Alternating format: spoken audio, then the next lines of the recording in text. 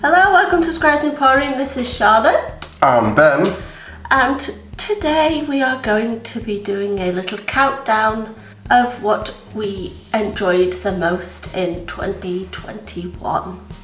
Yep, so a little bit of a top 10, but it's not really a top 10 of like, you know, our top 10 favourite cards. This is just a countdown list of things we've enjoyed. It's not really in any particular order, but I feel like we've saved, you know, we're saving our favourite cards last, so spoilers, but you know, it's just to go through what we've enjoyed this year. So we'll kick things off then, shall we? So what was your favourite packaging then, Charlotte? My favourite packaging of the year was this bad boy. Boom. The packaging for the Midnight Hunt Collector Boosters. I loved the artwork, even though the Candle Grove Witch like stalked us the whole set. Whatever pack we've opened, we've had about 10 of her. But I just like the way that it's so vibrant. It's so vibrant, it's so vibrant, shiny, yeah, just, and the packets were easy to open in comparison to the Crimson Vow ones. It just, as a general product, with the packaging, this is my favourite. So what was yours?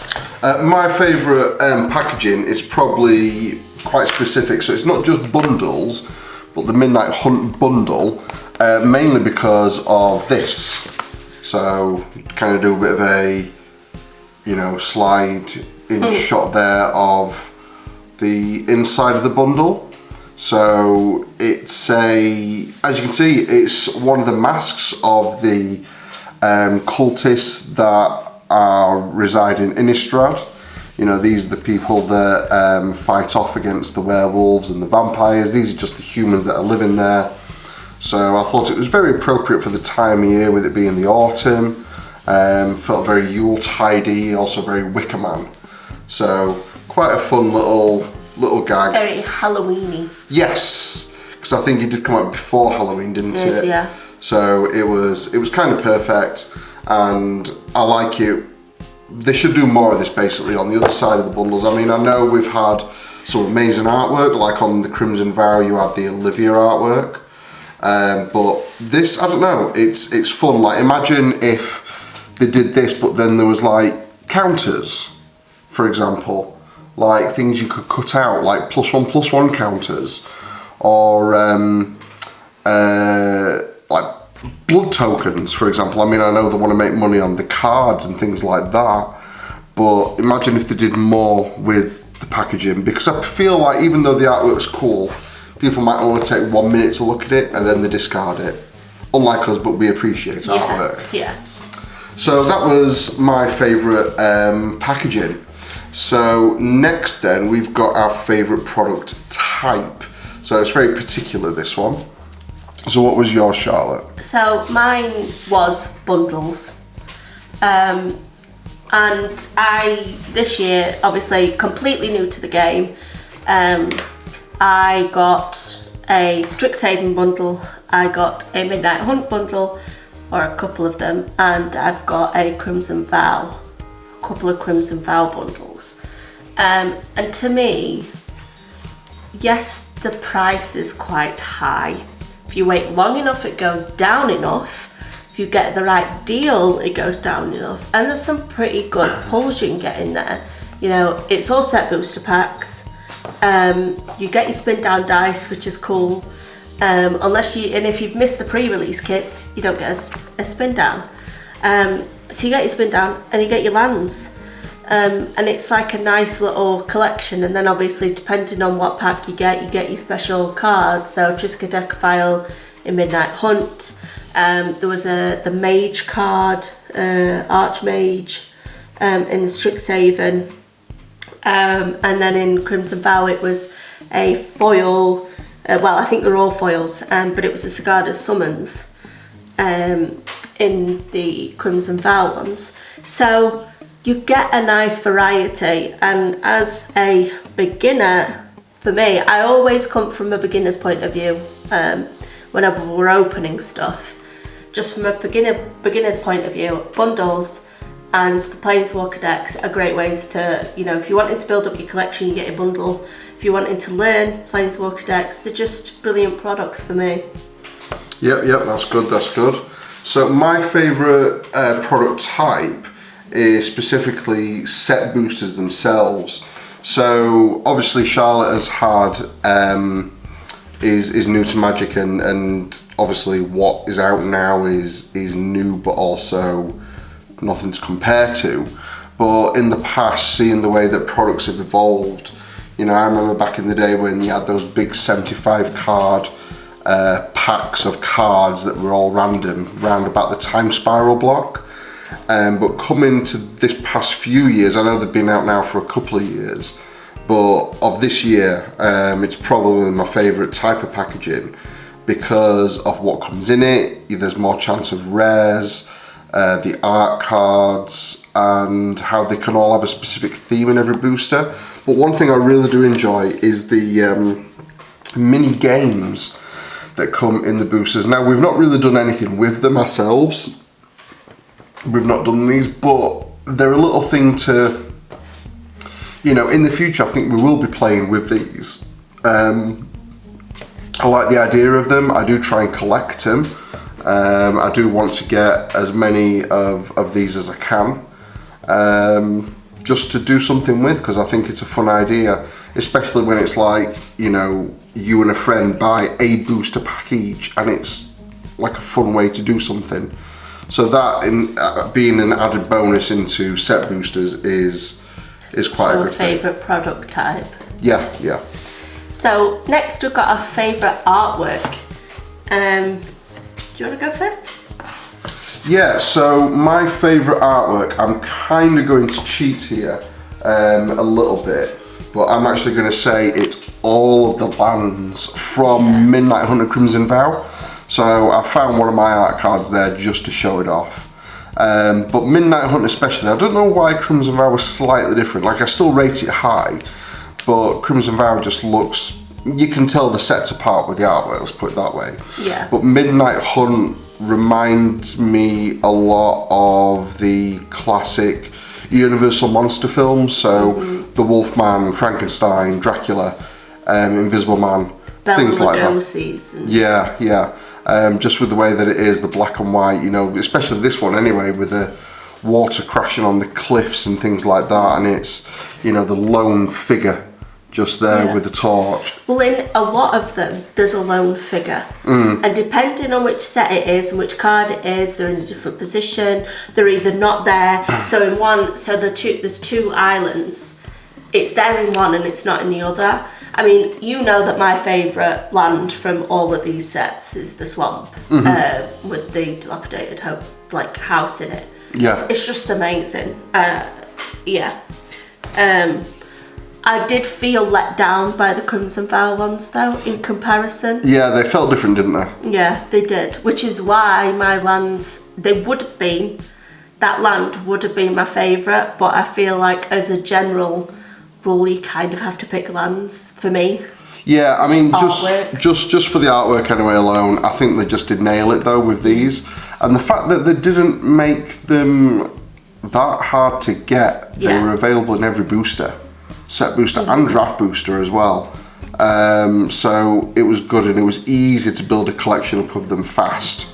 Yeah. So that is why I'm choosing them as my favourite. To be fair, some of the also normal land artworks that they had, like there's one that looks like the tree off Sleepy Hollow. Yeah. But you don't get many of them unless you get a bundle. No. Because you don't see them, or a draft pack. But even then, I think in draft we've been pulling them. The nice artworks. So my favourite artwork, I think you've probably heard me say it before, is the Mina Harker version of Thalia, Guardian of something. Thraban, I think. Yeah, yes. It's very small on the cards, I can't see it. I've talked about it before when we opened Crimson Vow packs. If you haven't watched them, go check them out. Yeah, I just love the way that, I mean, it looks like it jumps off the page. To me, the hair, the style of dress, the position, the colours, the style of the trees behind is very like Sleeping Beauty-esque. Yeah, I mean, just looking, like we were looking through the artwork earlier, and the rest are crap. Yeah. I mean, they are good. They're great standout cards, all the Dracula ones. But if you were to just look at them in a nutshell next to each other, Mina really stands out. Yeah. This one and the Dreadlock Dracula, the Sorin replacement. Yeah. Those two are the best, but this one even outshines that one. But I think because they look more real, it's weird. They just look like they're proper gonna jump off the page at you. Yeah, definitely. But yeah, let's give you a close-up of that. And hopefully you agree and see what we mean. Yeah. Which, just to throw in there as well, a little plug, we do have a couple available on our eBay page.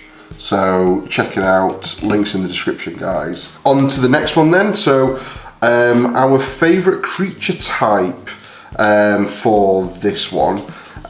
So it's kind of an odd one to choose, but obviously I think it's kind of interesting because there's definitely a new creature type for me that's come out, which has been, just a favourite. So I'll let you go first, Charlotte. What's your favourite creature type? I think everyone probably knows it's vampires. Yeah, which is fair. I mean, this isn't obviously favourite new creature type. This is personal favourite creature type of the last year. Well, it's the favourite ones that have been featured heavily, or that's been featured in the sets that's been released this year. Vampires obviously isn't a new set type for everyone else. Everything is new to me, but I just feel like the vampire cards just have a little something extra. There's always, like, they can be quite evil, the vampire cards, not gonna lie. And I just like the mechanics between the vampires themselves. I just enjoy them.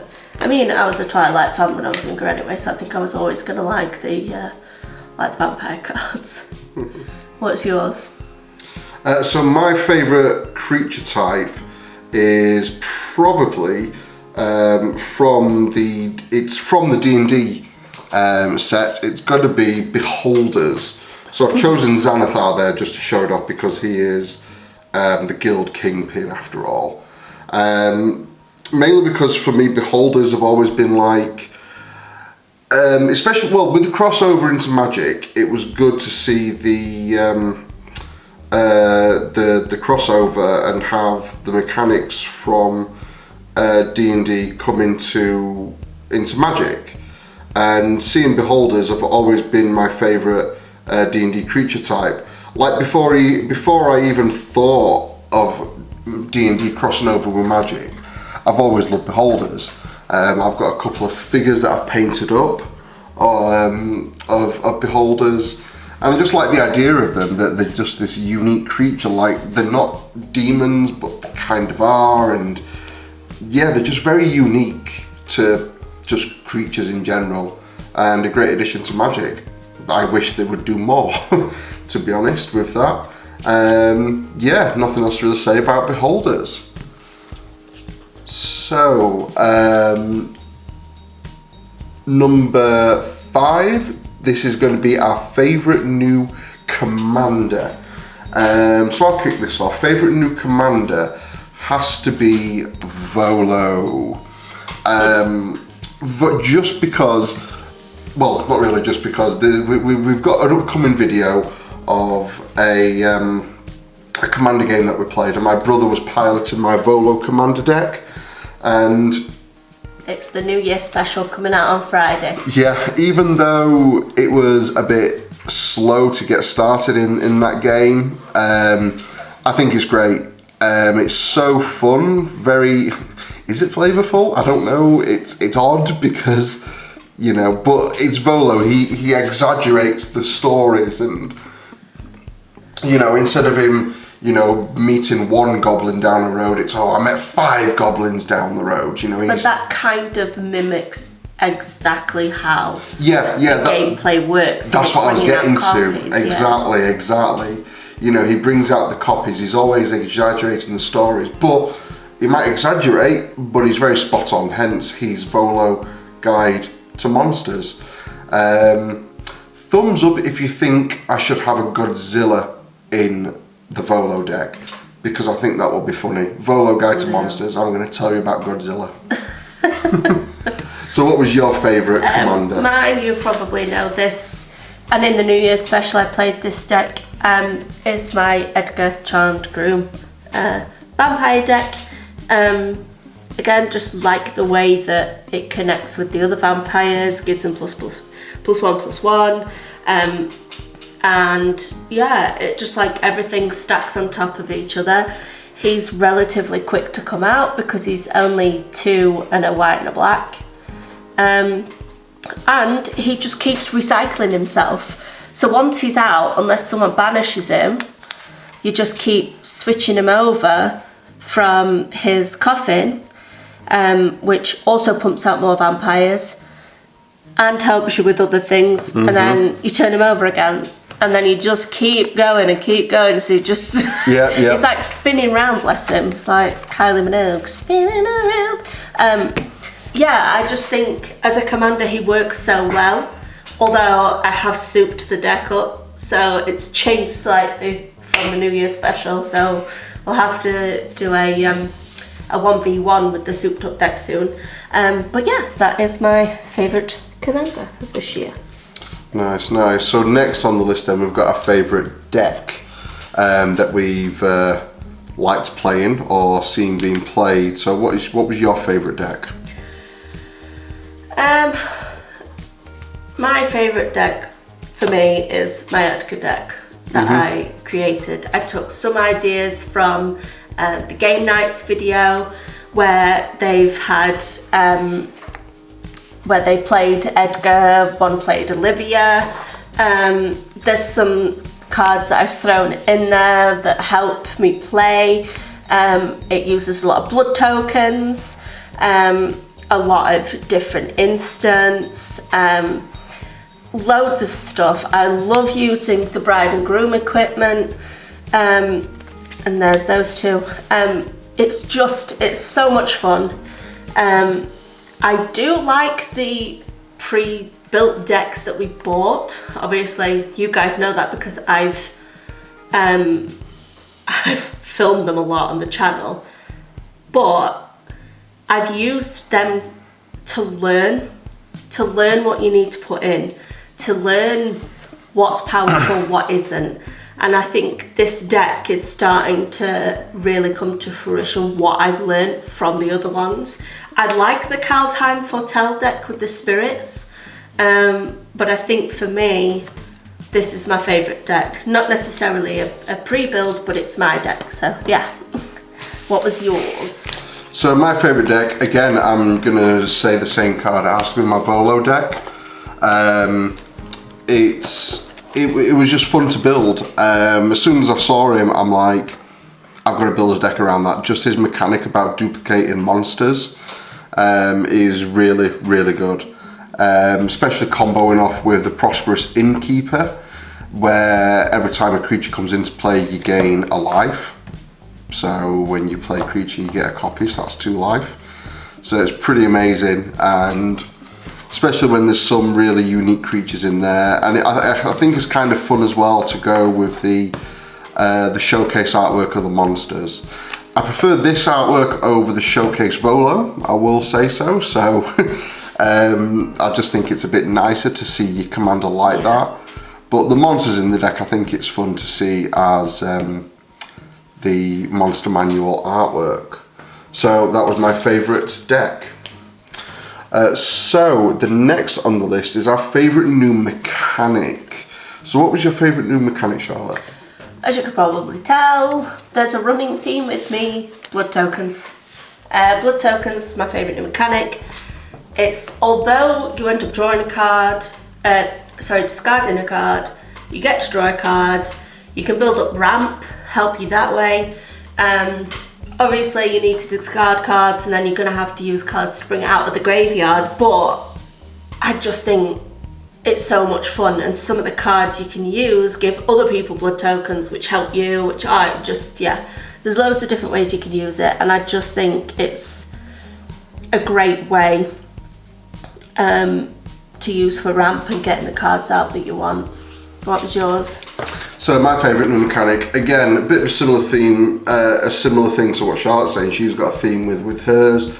The theme for mine is, well, obviously it's D&D. My favourite new mechanic is dungeons. The reason being is there's nothing wrong with blood tokens. I think blood tokens are great. I think all the new artifacts that have come out like that are great. Like there's blood tokens, there's the food tokens that came in Throne of Eldraine and Modern Horizons. There's the treasure tokens that made a first appearance in Ixalan, and clue tokens going way back to the first Innistrad set, which there was a couple of cards in Midnight Hunt or Crimson Vow. Yeah, Investigator's Journal. Yeah. But the reason I've chosen dungeons is because I feel like they really do bring something new. Whereas the tokens from before, like the blood and everything like that, again, great card, great mechanic, but it's just too similar to the stuff that we've had before. Obviously this is coming from a more experienced player, or more of a veteran player, should I say, from older Magic. Because the dungeons is great. Like I can really see this working with other sets and things like that to, you know, say that there was a dungeon in another plane. You know, it doesn't have to be Dungeons and Dragons. They could create their own. Obviously these are all named after famous tombs, or, you know, the Great Mine of Phandelver, Tomb of Annihilation, and something Mad Mage, Dungeon of the Mad Mage, I think it is. And I just think it's awesome. Like, I was talking to my brother, he says that the dungeons might just be in this one set, they might not do them again, because that's what Magic like to do. Every time they bring out a new mechanic, whether it be the Nightbound cards, or the blood tokens, or Coven from Midnight Hunt, they will... That's Coven for us normal people. They will stay in that particular set. You won't see it cross over in another set, which is a bit of a shame, because I like them. And dungeons, just the way that they are, like it's really thematic, it's really great, and you get some really interesting benefits just from doing really nothing sometimes. Yeah. And they can't be countered as well, so this is another thing why I like dungeons. So whereas blood tokens, things like that, you can destroy them with, like, say, destroy target artifact. You can do things like that by destroying blood tokens and other things like that. But dungeons are good because they give you these benefits, but you can't interact with another player's dungeon. So if they were to expand on the dungeon mechanic, they could bring something in like that. Like, imagine if your opponent played, I don't know, a card called Cave In. Your opponent discards a card from hand, or destroy an opponent's dungeon. Like, imagine that'd be so cool. But yeah, just with the way that they are, and the fact that this is cool anyway, it turns into a 4/4 god horror creature token. They're just great, I think. It's new and awesome. What are you going to say? But obviously, like what you're saying as a veteran player, the other, like, I was researching a bit, the other mechanics that have come out. There are similar ways that they all tie in. Which one was it from Midnight Hunt that's similar to Coven with all the werewolves and things? They sort of do tie in. There's other ways that they do tie in. That seems the only one that doesn't. Obviously, for me, blood tokens is completely new. Oh yeah, you mean because, like, as part of the abilities, because the abilities just Coven feel as like a mechanic is basically they're all linked together. Yeah. And there's a similar thing for the wolves, but I forgot what it is. I really should have remembered. Is it Pack Tactics? That's it, Pack Tactics. Yeah. So there's other bits, you know, it ties into other sets. Whereas that one, there's nothing that's come out that's similar to it, I guess. Yeah, and it feels very unique. Whereas all the other new abilities that have come out this past year, they just feel like they could have existed in Magic for a long time. Yeah. So after that little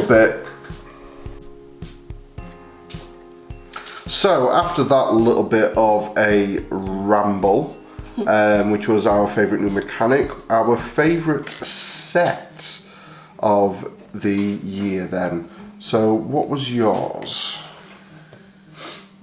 I sound like a broken record. Go on. But Crimson Vow. Crimson Vow? Crimson Vow 100% is my favourite set. Is it because it's the set you've played most with, do you think?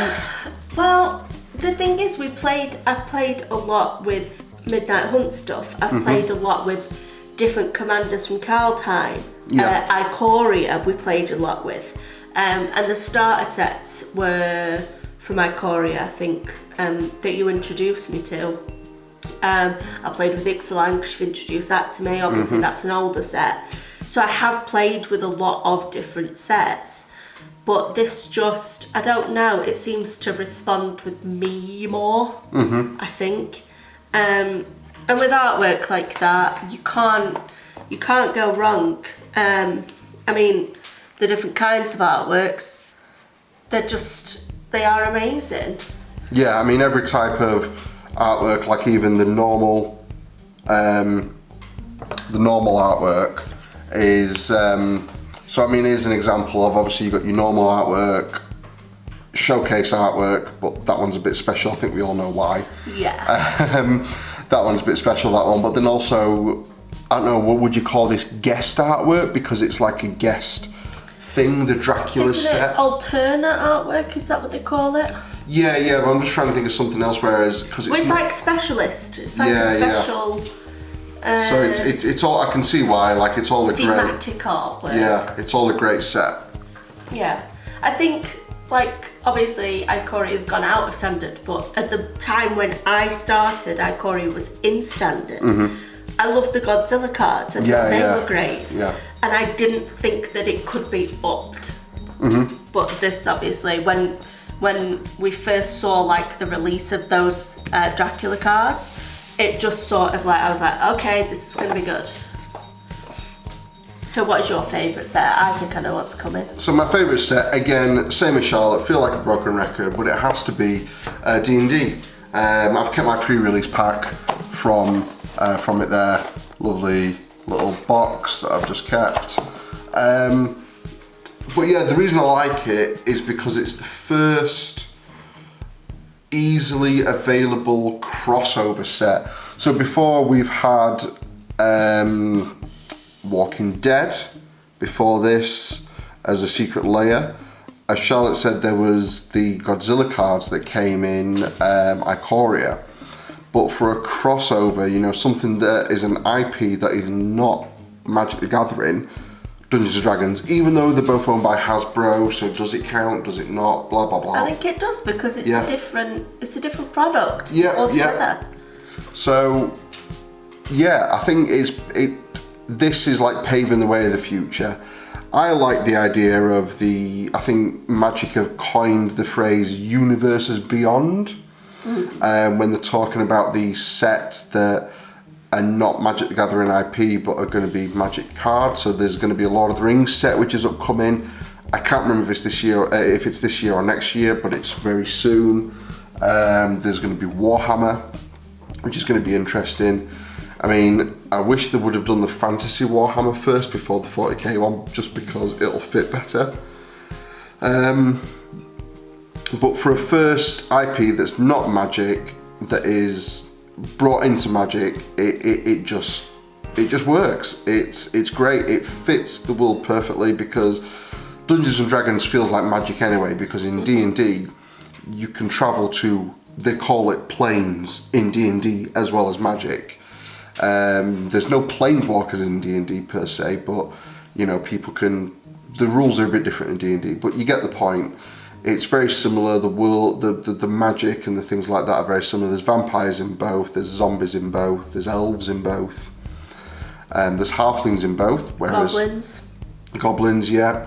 So it was just a perfect fit, and I just think it shows that they can do more with it, and I look forward to more IP. So my favourite set. So second to last on our list, favourite card we've pulled in anywhere, whether it's for our eBay or whether it's personal. What is yours? So my favourite card that I pulled has to be Lind, Cheerful Tormentor. Reason being is when I saw it got previewed in Midnight Hunt, I really wanted it because the artwork is gorgeous, and the abilities and the artwork reminds me so much of Lorraine Warren from obviously Ed and Lorraine Warren as real life people, but also from the Conjuring franchise. Yeah, I mean, I think it's great. It's so thematic, you know, how she can get the curses back from the graveyard, attach them to herself, but then give them to other people. It's really thematic for Lorraine Warren, actually. It's great, and we pulled this as for stock for our store a while ago, and I was umming and ahhing to basically buy it for ourselves because I really wanted the card. But then I ended up pulling one, and I was so happy. Built the deck within a couple of days. It's a very nasty deck. It's horrible. It needs some fine tuning, I think. But yeah, really happy with that. Beautiful artwork. My favourite card I pulled. So mine, which we didn't do a video of, we didn't capture it. We were babysitting my beautiful nephew, and for something to do, I was like, let's take a couple of collector booster boxes, let's open them. And the story's funny. We were sat watching TV, I think it was Royal Variety Performance, and literally we were just sifting through, and I slowly removed the very last card, and what was it? It was the Sorin showcase artwork in foil. The Sorin card. Sorin card. There's no other. There's no other Sorin. No other. I mean, yes, there's a price tag on it because it is on eBay at the moment. Yep. If you want to go buy it, and now you know it's authentic.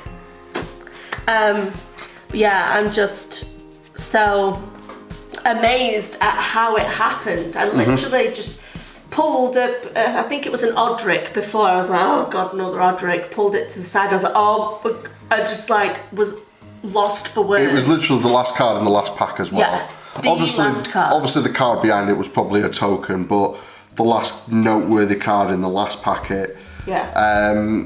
In fact, it wasn't a token. It was one of those cards, like an arena advert or something. Oh right, so it wasn't even a token. It wasn't even a token. Just a fake token. Yeah. But yeah, I mean, you know, if I opened the packet, this would probably be my pick from the favourite card I pulled. Yeah. But Charlotte pulled it, and it's beautiful. It's pretty good. It's yeah, like as you can see, it's amazing for the artwork. If you want to see the artwork. Yeah, the artwork in full. So just a little background as to why, if people are first-time viewers or first-time Magic players even that are looking into this, the reason this card is worth that much is because the artist is a guest artist who did artwork for Castlevania, the video game. So they did the Sorin art as inspired by Dracula, I believe, or is it Alucard? I can't remember which one it is now, from the Castlevania series. So it's very sought after because of that, because you've got outside influencers that are wanting this card. So yeah, I can see why that was your favourite pick. Yeah. And there's not many around actually. The only ones I've seen on eBay were sold a couple of months ago or were extortionate. Yeah.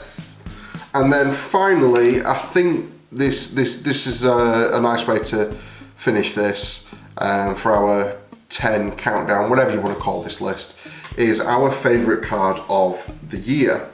So I'll start this with, you're probably going to guess what card it is just while I'm trying to pronounce it before I put it in shot. Dicadiastinacaldicar. That's it. So Charlotte finished it with that. Shall I try? Asmaranamardicadiastinacaldicar. Whoa! And Charlotte nailed it. So the reason it's my favourite is because I knew of this creature, this person from way back in Magic's history. You know, she's been featured in flavor text of old cards as a chef in the underworld. She cooks for high-ranking demons. You know, it's funny that she's mentioned on even cards that are not associated with her, like Marble Gargoyle and things like that. And just the idea of creating a food token to then injure people because she's creating demon food so normal people can't eat it.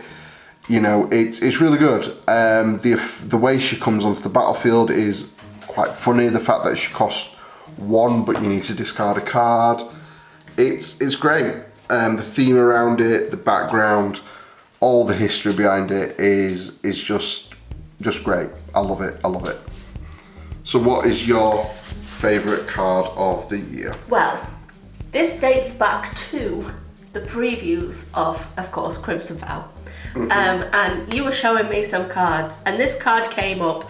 I saw the artwork and I was like, oh my god, she looks like she's having so much fun. And I was like, I need this card. Well, I didn't even pull it. I had to beg Ben to give it me. Well, I didn't, he offered. But anyway, I begged him for it. And it's not even a high profile card. It's a rare, but it's not like, I don't think it's a highly sought after card. It's Voldaran Bloodcaster. Now, she looks happy there. I'll show you the other side in a minute. She's flying for 1, which is always great. She uses my favourite mechanic, which is blood tokens. So whenever another non-token creature I control dies, I create a blood token. And then whenever I create a blood token, if I control 5 or more, I transform her. Now this was the artwork that I loved. She looks so happy, she's just like, yeah, raining tokens. Yeah, so as you can see, she's just with her bat friends, throwing blood about like, yeah.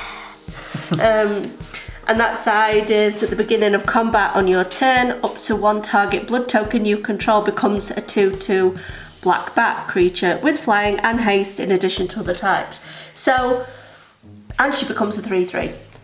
So not only does she have a cute artwork, she has an extra like nice bit of vampire producing abilities for my vampire deck. So yeah, she's my favourite card.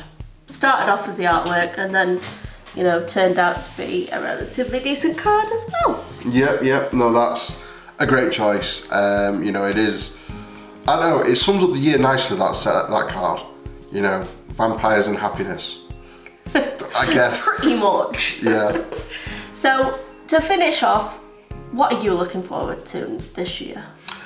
The thing I'm looking forward to this year that I know is a definite, because I forgot if Lord of the Rings is this year or next year, is Unfinity, the next unset.